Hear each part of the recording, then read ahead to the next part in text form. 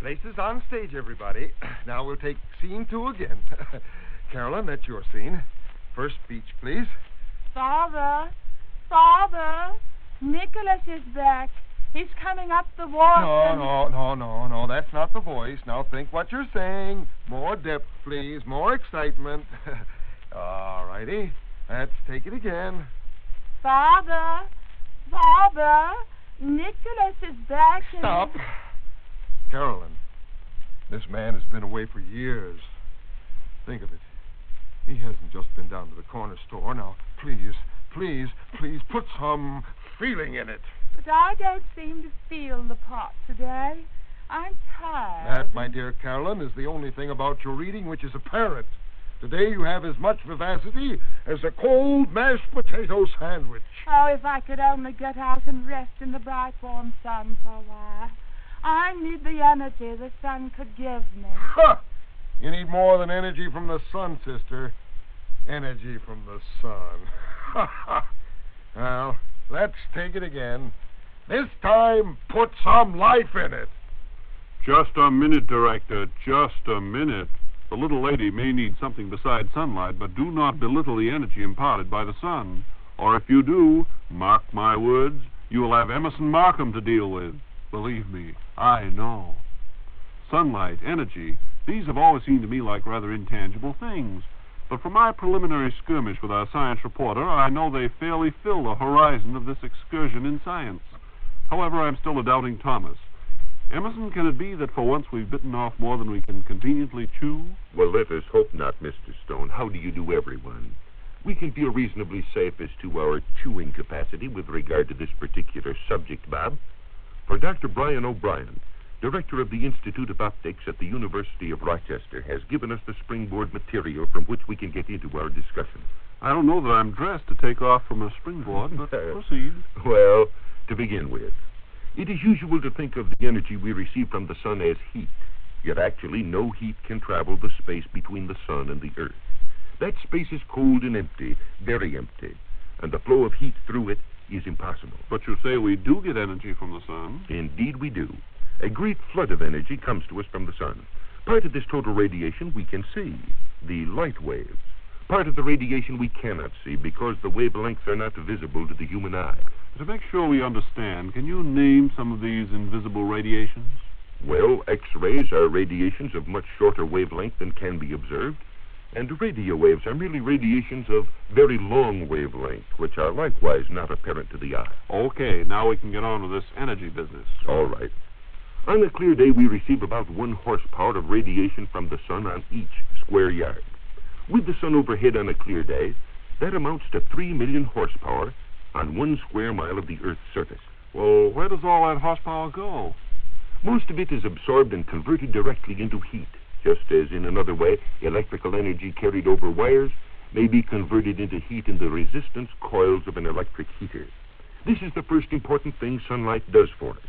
It keeps us warm, keeps the Earth's surface at a temperature which will support life, and it's much more convenient than 1 million or more kilowatts of electric heaters, which would have to be buried in each square mile to give the same effect. Besides which, an installation of all those heaters would not add to the beauty of the countryside. Yes, you have a point of sort there. But the radiant power which we receive from the sun does much more than simply keep us warm. It is the power supply that runs our weather. Would you mind bringing a little of all that sunshine my way? I don't see so well. Power supply that runs our weather, you say? Yes, Bob. You see, the radiant energy from the sun provides the power for air movement, for winds and storms, and through their agency, it runs the central heating plant, which operates to warm the whole Earth.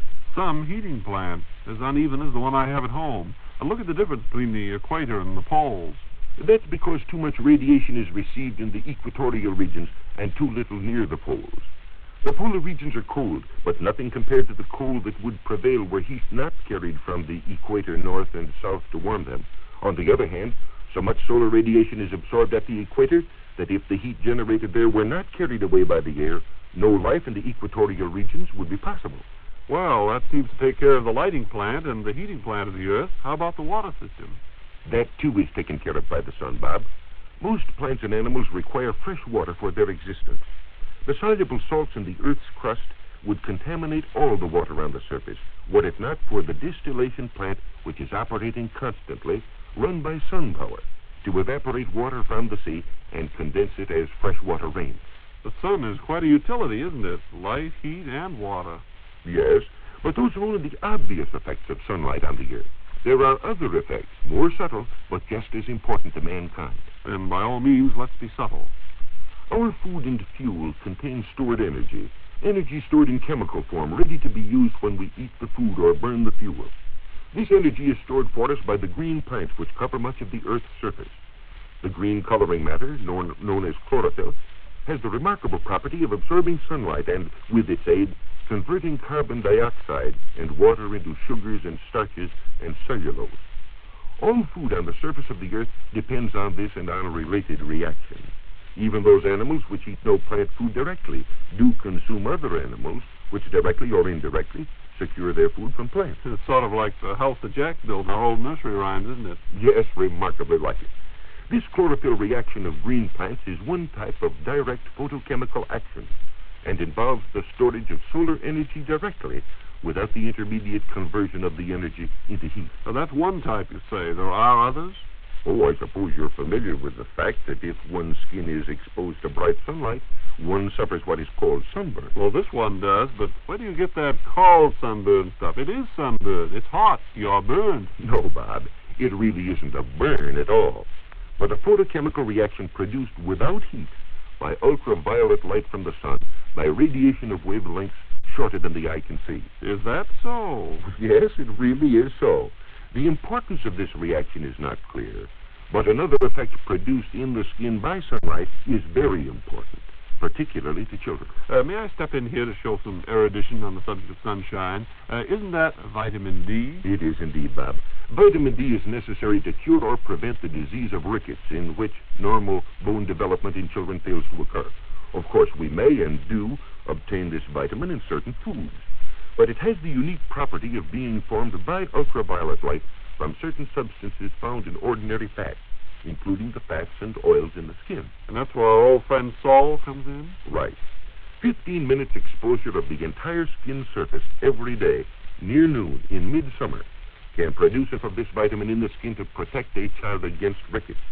Unfortunately, this is true only when the sun is not far from overhead. Well, then you don't get the same effect in winter. No, Bob, you don't. In the winter, especially in the northern latitudes, even on clear days, near noon, more than 40 times the exposure to sunlight is required to produce this effect than is required at noon in summertime. Even in the summer, the early morning and late afternoon sun has little action in producing vitamin D. Then all we have to do is start looking around for foods containing some vitamin D. Yes, we must depend primarily on our diet for the source of this vitamin, although even in our foods, much of the vitamin D present has been produced by the direct action of ultraviolet light from the sun upon the plant or the animal supplying that food. Well, aside from supplying good old vitamin D, what else does the sun do, Emerson? Perhaps the most important of the photochemical reactions produced by ultraviolet light from the sun. Remember, the green plant reaction is produced by visible light from the sun, not ultraviolet. Well, perhaps the most important is the destruction and the prevention of growth of bacteria. You mean when the bacteria see the ultraviolet coming, they just curl up and die? Well, that might be one way of putting it. Most bacteria are very sensitive to ultraviolet light and are inhibited or destroyed by it. Clear water can be sterilized by a fraction of an hour's exposure to noon sunlight in the summer. Like vitamin D production and the other reactions dependent upon the ultraviolet end of the sun spectrum, the destruction of bacteria occurs very slowly in winter sunlight, or even in the summer when the sun is low in the heavens. Which is all very mysterious. Oh, not at all mysterious, Bob. It comes about from the fact that when the sun is near the horizon, sunlight must travel along an oblique path through the Earth's atmosphere before it reaches us. Yes, and now I'll add so what to show how clear all that is.